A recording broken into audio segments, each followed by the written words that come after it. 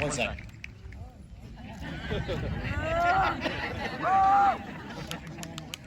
Thank you.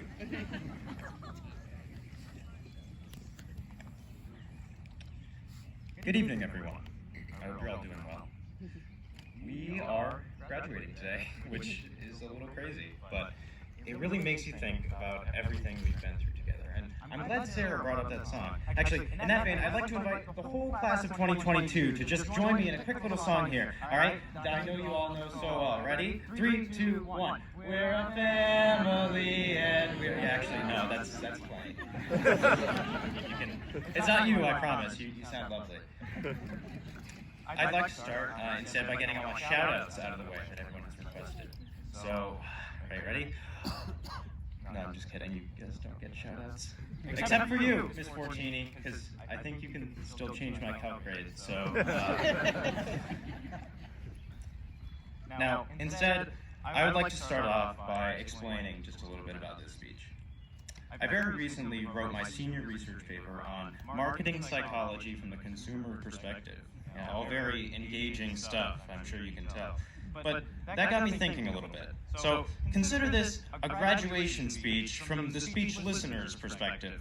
Because as someone who has listened to several long-winded addresses in their lifetime, I can tell you I haven't always been the biggest fan. But more importantly, as someone who has reflected back on said long-winded addresses after the fact, I can tell you I don't remember a whole lot. It all sort of condenses in my mind. So, knowing that, I'll talk on for a while about some stuff you won't remember 6 months from now, but I promise, I'll bring it back home for you. For now, though, back to the song. In all seriousness, I do think about that song quite often. I find it indicative of simpler times, of days when things made sense. And don't worry, I'm not going to make some weird abstract metaphor that connects our high school journey to our elementary school song, but I instead bring it up to remind you of the certainty of the past, something that in recent years has been slipping away. School was a certainty. It was something that would always be there. And yet, in 2020, for the first time in a century, school suddenly looked different from how it always had. Then again, just 6 months later, we adopted a new system. And it wasn't until several months ago, nearly a full 2 years after this pandemic started, that things finally returned to almost normal. But in spite of these things, we have to keep moving forward. So I'm going to tell you a little bit about my future, because my future looks a lot different than I had imagined it years ago. And to explain that to you, I'm going to enlist the help of some literary elements. Yeah, you know where this is going. I'm going to make a weird abstract comparison to something completely random that isn't going to make a whole lot of sense. But don't worry, I promise, I won't reduce 4 years of hard work by 103 people to a story about Costco or something. In fact, I'm not the biggest fan of direct comparisons in general, so instead I'm going to use, shall I say, more tasteful form of figurative language. I'll relate to you an extended metaphor, the thinking man's metaphor. Now, I already promised I wouldn't do the school song, and I don't really have much else up here with me. But I do have this book, which is a lovely shade of vomit green, and that really caught my eye when I saw it first on a shelf at Barnes & Noble's 4 months ago, and then made up excuses over the next few months to go back so that I could think about buying it before finally doing so about 3 weeks ago. I haven't read it yet. But I can tell you that it's called You're Paid What You're Worth and Other Myths of the Modern Economy. And as a future economics major, I can tell you that's pretty cool, I think. Now, you may be wondering if you're, a future economics major, shouldn't you have read the book? But as a future psychology major, I can tell you that I definitely, at some point, will, probably. Now, you may be asking, Patrick, what made you decide to double major in psychology and economics? And the answer to that is that I took one psychology class and thought it was kind of fun. So where the economics come from? Well, I kind of just slapped it on there, actually.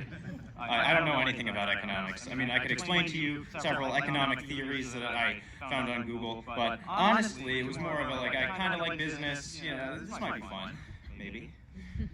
But my point here is, I'm the valedictorian. And if this was the level of planning that I put forth for my future, that's probably pretty indicative of a problem facing the entire system. Because in my experience, what I've found is that this is kind of normal. At the end of the day, we're all just gambling on a future that we've read about, but haven't experienced yet. Now, an interesting statistic that I found reported that an estimated 80% of college students change their major, and that the average student changes their major 3 times throughout their college career. And when students, decide to go to medical school because they really like Grey's Anatomy, I guess that isn't so surprising. Because 80% of us just had to pick a path without knowing what that road really looked like, just because that was what we were told to do. Now, I'm pretty sure there's probably some weirdo in engineering that changed concentrations like 8 times who's dragging up the average a little bit. But it is still very reflective of how likely change, even big change, is to occur in our lifetimes. My point is that we have planned our futures, and the way that we plan them may be very different from what they actually look like. But that's okay. We might not know what these fields entail, and our paths may change. And I know that can seem impossible, or if it does seem possible, that might be scary. However, I have full confidence that every single person up here is going to be just fine. Because the journey that this class has had is far from normal.